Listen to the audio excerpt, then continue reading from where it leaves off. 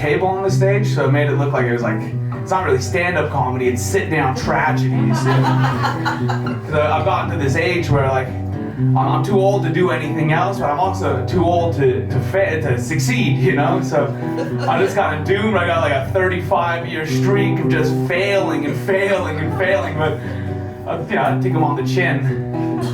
Did you take it on the chin? Sorry, this is back to the pervert thing. I was trying to find one person I could out and just sexually harass, but some of these people paid tickets to be here, and that's just unkind, you know?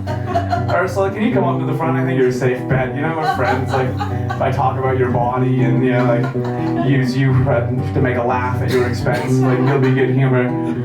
I know, Charlie, it's not gonna work with you. I tried it once, and anyway. Hey, getting older. There's a lot of old fucks here tonight, right? How old are you, Jamie? 46. 46.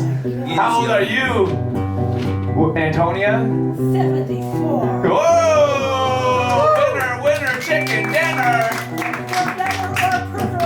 For better or perverse.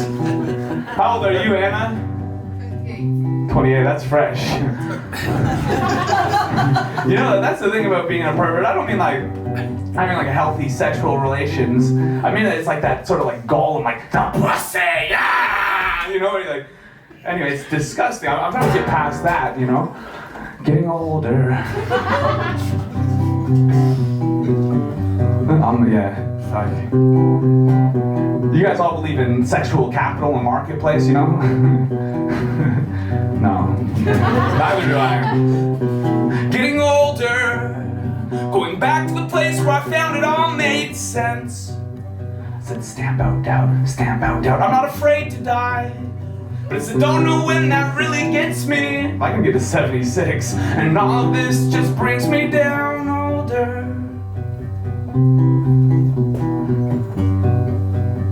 I can see it in the changing of my father, who I haven't seen in years, and how I love him. But some of these things will not return.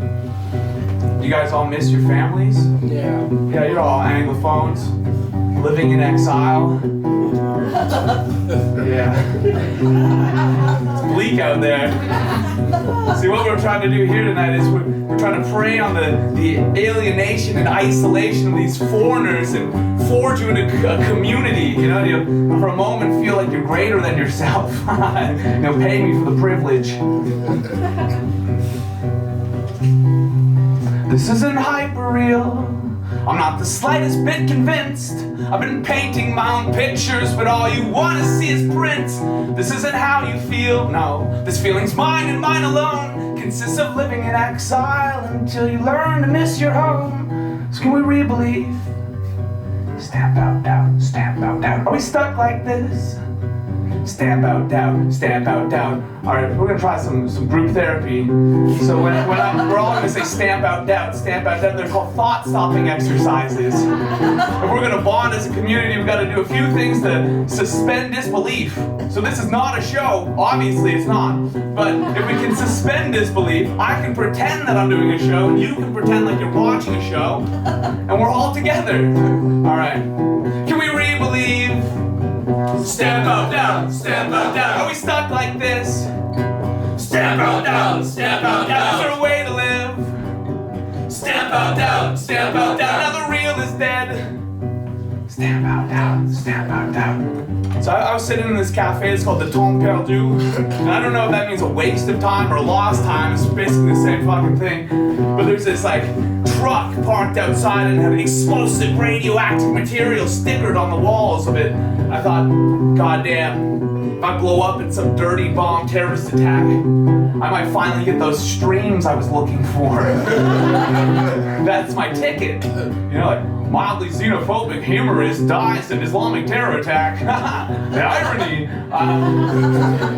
But you know, we're living posthumously. You know, we become so alienated from ourselves. It's not even like Marx was like, I had no fucking idea we'd get that far. You know, it's just.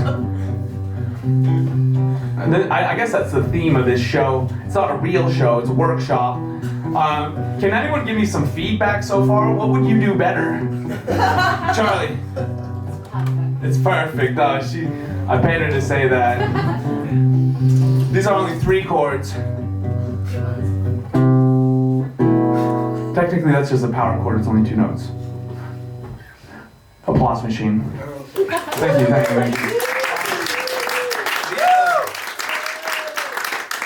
Can I please get some more water? I'm so parched. Well, so one of the things I usually swallow, but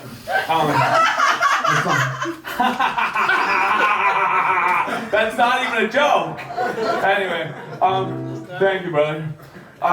I'm from Canada. You guys probably all know that, because what I do is once a year I guilt trip all my friends to come and see me. I offer them services like recording, and then they feel like they owe me something in exchange. But then they come here and I think, this is my time, I'm going to capitalize, I'm going to monetize on my friendships. But then they see me and I don't have the heart to tell them to pay entry. So it's a fucking really flawed business model. I do have a hat though. Thank you. So I was thinking, I'm from Canada and I hate America, you know, because that's what it means to be Canadian. You gotta hate America. And usually, it's the first like American war where I'm not immediately siding with the other side. It's a bit more complicated, but I learned the other day that 25% of people in California, any Californians here? You're from, 25% of your people are illiterate.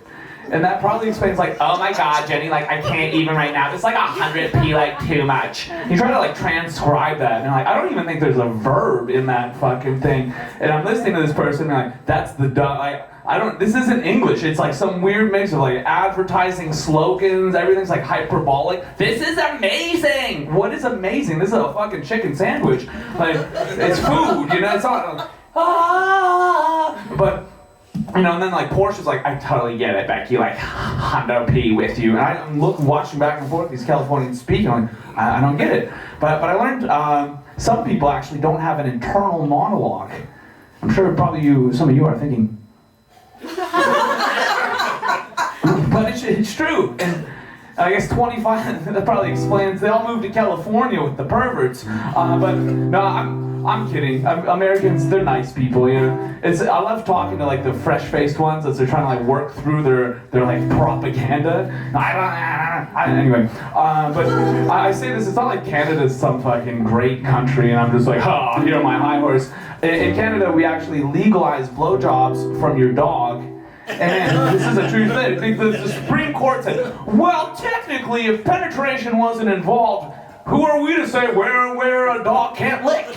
This was a real story. So haha, fuck you, America! I'm gonna let this dog lick me off! And so that's that, And we've also, legalized suicide. Sorry. Medically assisted suicide. Medical assistance in dying. That's a better one. It's not, they just don't want to say the government kills you, but for depression. You got euthanasia for depression in my country. Imagine. It's you call the doctor, I've had the worst day of my life. Everything's going wrong. I just don't know. I can't take it anymore. And then they slide to a pamphlet well, have you considered suicide? Yes. I don't get it. I tell you, back in my day, we didn't need the government to kill ourselves, but it just fucking, I got a plan. You could do it. This is a problem. It's so expensive now. You gotta pay doctors. It's what do you do for a living? Oh, I'm a doctor. Wow, that's so good. What do you specialize? Oh, I kill depressed people.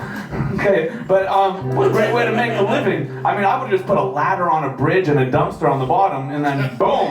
But that's, I'm more of a free market kind of guy. Just have someone ripping tickets, up you go. But the great thing that comes out of killing depressed people with your tax dollars, it's good for unemployment, but that's another thing. But it's they harvest the organs, which is dystopian. I don't know. Anyway, but why not just eat the dead bodies? Why not? Like, why is there this taboo around, like, look, if they give up their, like, if we can use their kidneys, their hearts, their livers, why not just fry up their genitals and eat it too? See, we're held back by these